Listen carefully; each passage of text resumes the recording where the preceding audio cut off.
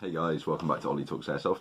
Today I'm going to be doing another video about my MWS rifle, but this time I'm going to be looking at my other upper receiver. So what I've done is, anyone that's watched my previous video will recognise this lower. So all I did was I came across an upper receiver on Impulse 101. It was priced at about £80 at the time that I got it, so I got it a good few years ago. And I built an LVOA rifle, or an LVOA upper, based on it. So I would have one long and one short upper, and depending on what kind of games that I was playing, I could swap them out. So quite a lot of people do this with the MWS rifles, and yeah, I'm no exception. So as previously, let's go tip to butt, and we'll go more briefly over the lower, because I obviously detailed it in the last video. So on the front here, we've got an AG gun can, and anyone that's been watching my tracer project will see, or will know exactly what I've been doing with this. So with the Spitfire tracers, I've actually managed to fit one of those inside this QD can to give you some nice flame effects.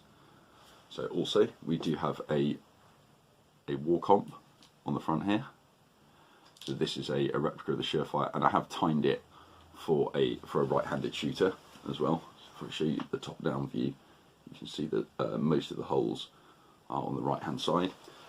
So that's how it would be for a right-handed shooter such as myself. This is a flip-up front sight. So again, anyone that saw my last video will know what I was saying about a flip-up front sight. Or having a front sight post, and I use it on my CQB gun and have a front sight post that I can roll down in order to find my tail switch for my flashlight. This one's a bit different because I don't have I do have a flashlight in the form of a PEC, which I'll show you in 1 second, but actually because I'm using some magnification on my optic here, I need this to be able to sit flat. So I can choose to either have it up if I need to co-witness it with my EOTech or whatever red dot I'm running on here, but also because I'm probably going to be running some sort of magnifier, I can also put it flat if I need to, which is why I've got a fixed on my short one, and this is a flip up. So going on to the other side, this is an element PEC actually. I think they're all pretty similar. This one does have alu heads. It does have it's a green laser, and it also has the night vision capability on it. The reason that I went for this one, I'm not a huge fan of green lasers because they can be pretty dangerous, probably not as dangerous as if this one shows up. This is the IR. Yeah, it doesn't really show up as well, but yeah, it does have an IR function that works, so that can be very dangerous. I don't have any night vision or anything like that, so it's not something that I use ever. But the green laser is really good because this is an outdoors gun. What you tend to find is, if you're playing in the woods and someone shouts, he's over there behind the tree. Yeah, which tree? Oh, you know, you can be descriptive. Oh, the tree with ivy down one side of it, and then everyone's trying to look for it.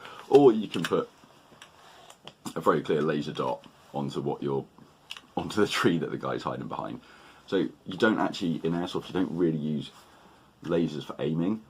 That's a bit of a misconception. What they should really be used for is pointing out positions, and you know, if you want to quietly indicate to your teammates that someone is behind one door and not another, you might use a laser to do that. But obviously they work both ways. You know, if you're shining a laser at someone, I don't think it's a really particularly good thing to do anyway, because you know, lasers can be quite dangerous. So always be really careful. Don't ever shine lasers at other people. But you know, use them sensibly to spot out targets, to spot places to go and things like that. So that's the reason that I have a laser on this, and I don't actually have one. You know, I've got a different arrangement on my CQB. So going back, I've actually got Magpul rail panels on here. They're quite nice. They just give a little bit of extra grip, and because of the way that I hold the gun, I've actually got more on this side than I do here, and then I do have I think this is a Magpul M-Lok rail section on the bottom. Yeah, it is, I think. doesn't matter. It's just a rail section to attach stuff. So the way I would normally hold this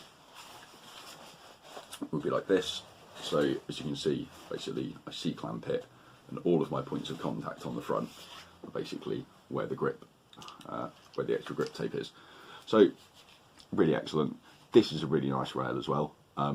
Because I bought this rail from new, the QD points aren't all smashed up like they are on my CQB one. So I actually use these QD points. They're very secure, they're good. As long as you're using good quality QD, like swivels, then you shouldn't really have a problem. Like my other one as well, this also has a Z parts steel barrel.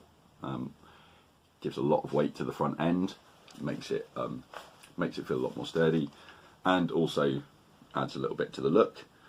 I think it's just probably a stock gas tube, and I think it might have a B.C.M gas block in it. Not a real one, but just a fake one, just to look cool, just for look. Inside I've got a Prometheus 370mm 603 type bore, and this is actually running the Angry Gun aftermarket hop chamber, just the polymer one, and it also, I think, yeah, it's got the red fine adjustment wheel that you can see in there as well. So tell you what, let's well, I'll take this down in a minute and show some more parts. You'll also see I have a different bolt in here. This is a Rogue Systems bolt, so I don't think Rogue Systems 087 is doing much at the moment with regard to airsoft, but his videos are excellent. Like, he knows so much about gas blowbacks, and it's definitely search his channel out. But for a while he was producing bolts that were made of 75 aluminium, so it was slightly stronger and a bit lighter than normal alu. So I picked one up. It's a really good lightweight bolt, super snappy, super crisp, very little wear on it, never had any issues with it. It's like a really great bolt. So if you find one, pick it up. They're good, and it's just one guy, so it's nice to support, you know, small enterprises and things like that. We've also got a steel dust cover on here, because why not? What else have we got on here? Oh yeah, we also have the a Geissele charging handle, obviously not a real one again, it's an Angry Gun variant, but very good, a decent replica. This is in fact this is a real EOTech, and this is a Vortex Micro 3 times flip side. Again, both on an absolute co-witness, because that's how I tend to run all of my stuff, as you know, for reasons I've explained in the previous video. So, pretty cool gun. Let's take it apart a little bit more, and I'll show you the insides.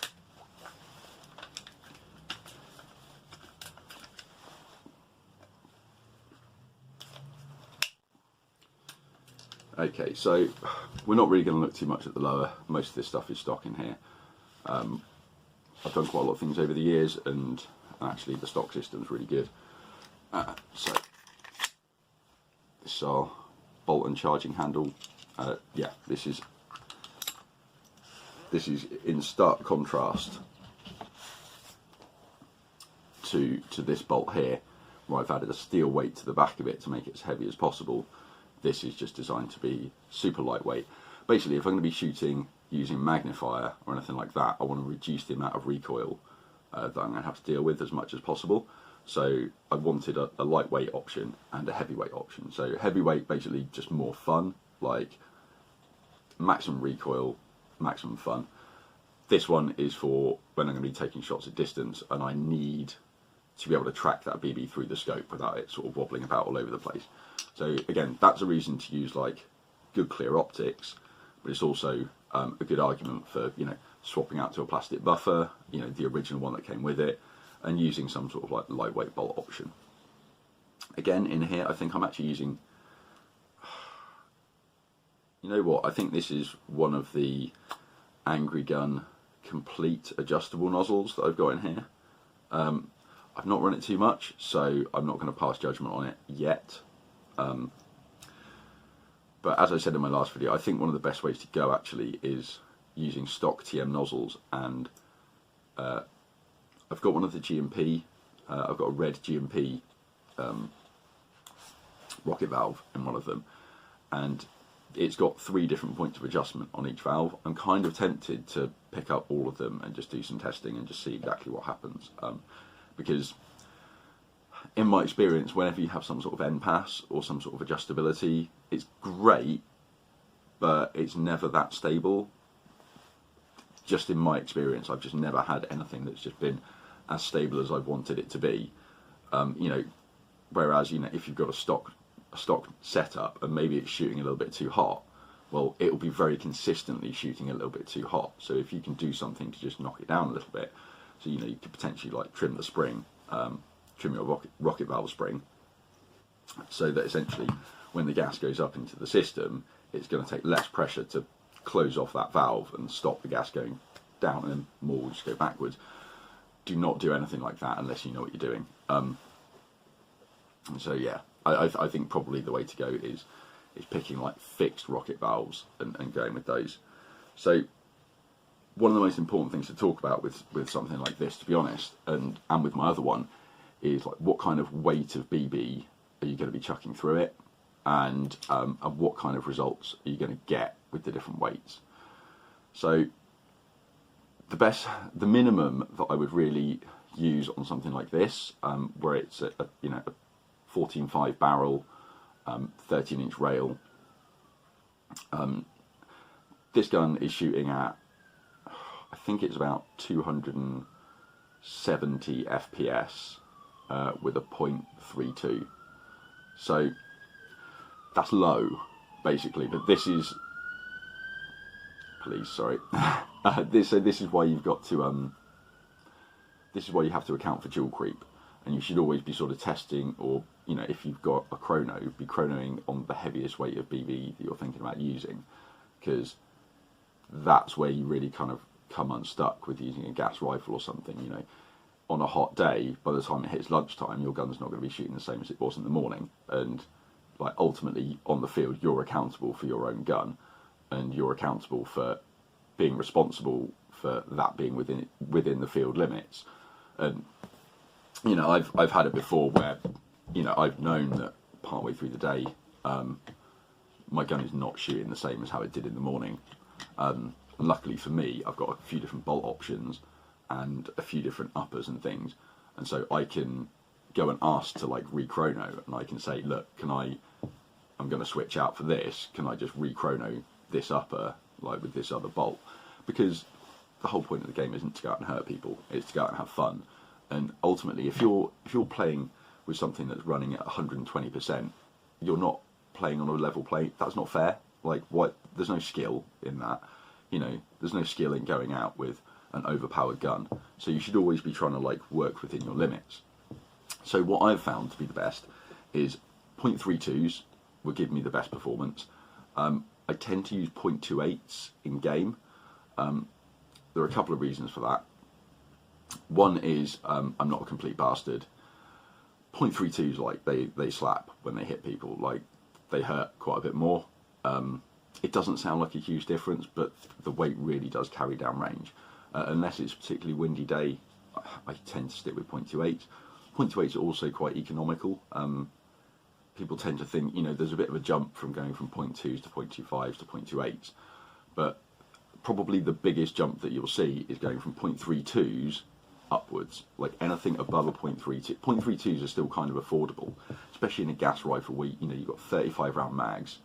You know, you're not going to be carrying 10 mags out with you. You know, you're not going to be carrying, like, your ability to shoot off thousands of rounds is quite restricted. So chances are, you know, you're going to be running this on semi-auto. You know, you're going to be going through a couple of hundred rounds in a game, and actually, like, cost-wise, that's probably the same as someone, you know, firing off a couple of high caps at .25s. You know, you've kind of equivalent value, really. So that's kind of how I look at it. But I do know that when you step up to like .36s, .4s, this thing eats them. It absolutely loves, like, any kind of heavier ammo that like the heavier the weight of ammo that you can chuck in your MWS, like the better really. And it all kind of comes down to how much you're going to be pulling the how much you actually shoot. For me, it kind of depends on the day. I'll always have a few thousand BBs, but it's rare for me to go through more than like 1,000 in a day. But you do get days where it's just relentless, and they're great days. They're really good fun because you get so much trigger time on one of these. But actually, it's just great fun, guys. You just got to like changing your ammo weight is gonna completely like turn around the performance. And the actual stock hop-up system in here, obviously not in this one. You can see that there's a couple of little gold bits. I don't even know what that is. That's it. I should have started doing this channel a long time ago. Then I would remember all of the different upgrades that I put in. But things go in, things come out, things get swapped around all the time. So hopefully now I can do some like more regular updates on what I'm actually doing with guns. And even for my own benefit, this is going to be like, I can look back and be like, oh right, my gun was shooting good when it had those parts in it, was it? Okay, cool. So yeah, that's one of the other reasons that I did put in this like fine adjustment. So it's got like 3 times as many notches as the stock one, and like with my CQB upper, I don't really kind of need that extra fine adjustment. But I felt on an outdoor rifle, I wanted to have that like extra adjustability in there, and it works quite well. Although I seem to remember I paired it with I did at one point pair it with the Laylax unit, and it just did not like it at all. I just couldn't get it to work properly. Might have just been user error, like very possible. I'm not perfect. I'm just a tinkerer. I just like mucking around with my stuff. But yeah, so hopefully that's I don't know, maybe it inspires you to get a second upper, or I don't know, do like a cool MWS build. Like, it's really not that difficult. In order to get this real Geissele rail onto this particular upper, this time I actually ended up rethreading the upper receiver rather than the barrel nut, because on this one the barrel nut's made of aluminium, and on my other one the barrel nut was made of steel, so it actually made a little bit more sense. And I actually think that my other Mark II rail is slightly heavier than this Mark 13, despite obviously it being like 4 inches longer or something like that. It's yeah, the construction on it is actually quite different. So you can see that's just kind of almost like a star or something like that. But if I grab my other one,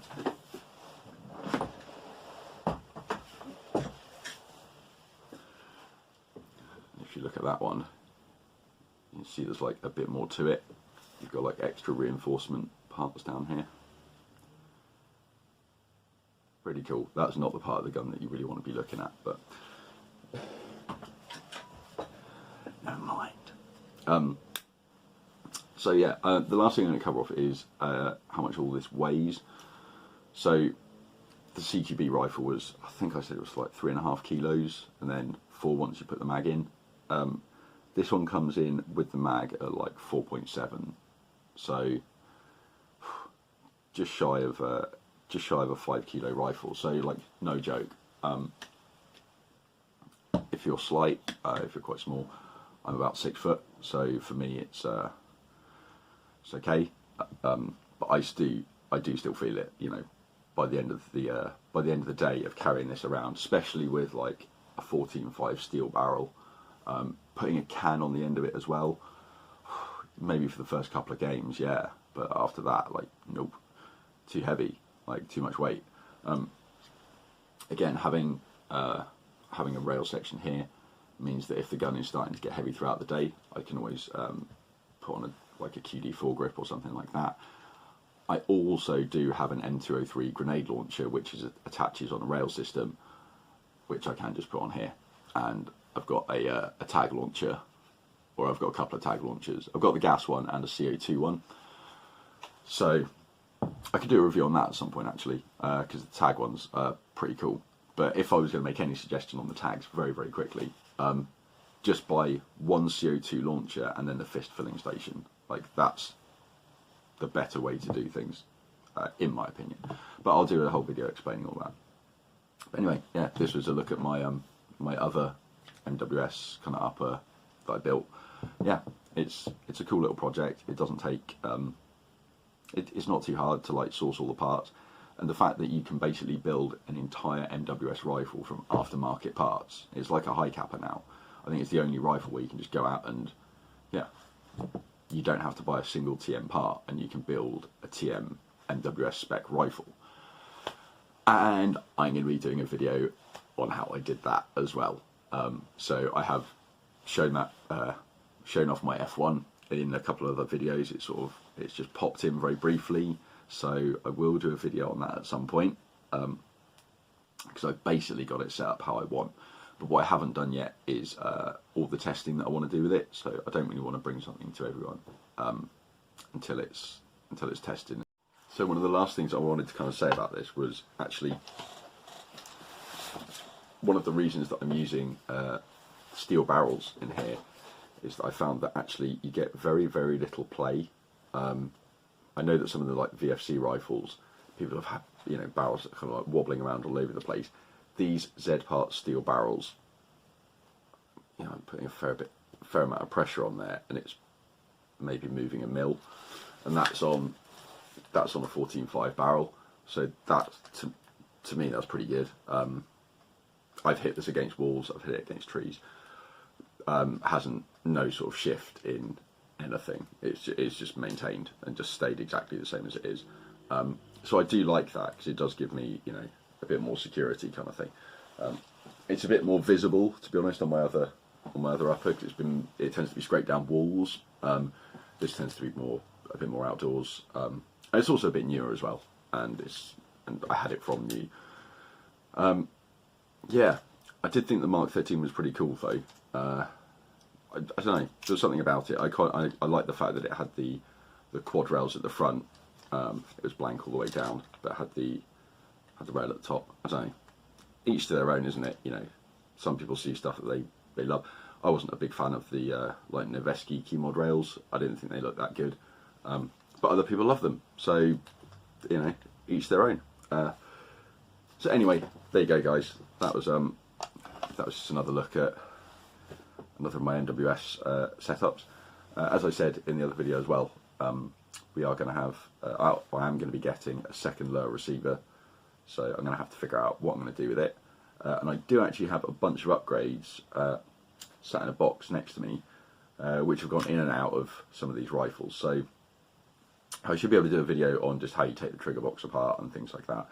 It's really easy. I've got a WII Tech Marksman Sear.